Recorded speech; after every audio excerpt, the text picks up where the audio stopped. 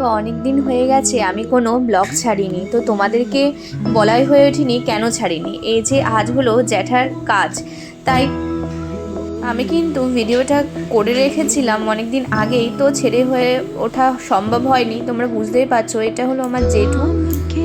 একটা বড় রোগ হয়েছিল, যার কিছুদিন পরে মারা যায়। এটা হলো আমার ঠাম্মা, খুবই কাঁদছিল। তো বাড়ির সবার মনের অবস্থা খুবই খারাপ ছিল। তো এইটুকুই আপডেট দিলাম।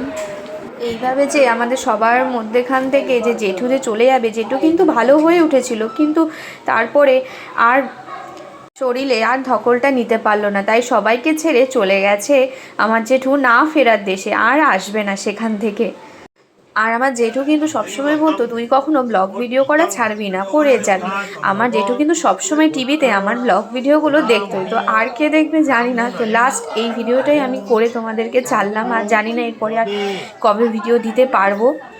সব কিছু ঠিকঠাক হয়ে গেলে তারপরে দেওয়ার চেষ্টা করব। আর আমার ছোট্ট বাবানকে নিয়ে এসেছিলাম তার দাদুকে দেখাতে।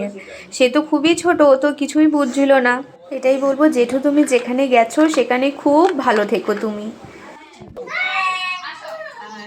মা বাবার পরে এই জ্যাঠা জেঠির কাছেই কিন্তু আমি ছোটবেলা থেকে মানুষ, আর ওরা কিন্তু আমাকে খুবই ভালোবাসে।